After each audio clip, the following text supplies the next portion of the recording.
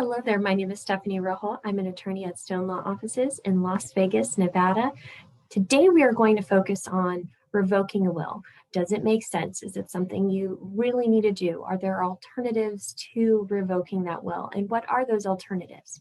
So occasionally I have a client come see me and they say things like, everybody that I've listed in my last will and testament for beneficiaries are deceased, or everybody that I've identified as executors don't want to serve, or I've had a falling out with those people, or I don't trust them anymore, or I would rather have different people step into that role. Occasionally they say, I just want to get rid of the document entirely. When that comes up, I do like to take the time to talk to clients to understand the ins and outs of their reasoning and the why behind wanting to revoke their document. So we have a full understanding of what's going on and is there a better way to address their situation. Ideally, after we have a conversation, there's an understanding that, well, actually, I do have alternate people that I can identify as executors in my will, or actually there are other people that I am interested in leaving things behind too. So revoking the will isn't your only option necessarily. And if you do move forward with making modifications to your will, it will actually replace your previous last will and testament. Or you could do it as a codicil to the will, which is an adjustment to a few of the provisions of the will. But if you're coming to see me and there are all sorts of things that are wrong with your last will and testament, chances are we're going to be creating a new last will and testament to entirely replace your previous document.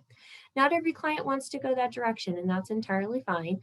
For those who decide that they don't actually want a replacement will, it is possible to take care of a revocation document, which is identifying that you previously had this last will and testament, that you are eliminating it in its entirety, and you're not replacing it with any other documents. Of course, down the road, if you do change your mind, you do have the flexibility to go back in and create a new last will and testament and eliminate the revocation. And then there are some folks who don't necessarily want to go down that route, or they want to do it themselves. Well, they do have options available to them as well.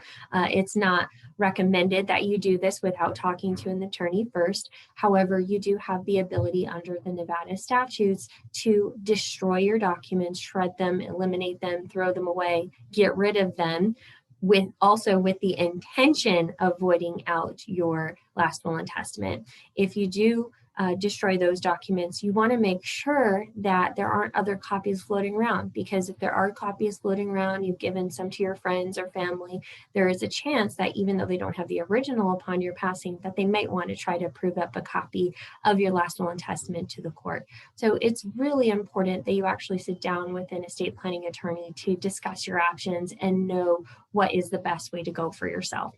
And I would also like to share that a last will and testament is not the end all be all of estate planning. There's other documents that you might want to consider, like a healthcare power of attorney and a financial power of attorney. And chances are, if you're changing your last will and testament, you may need to change those documents as well.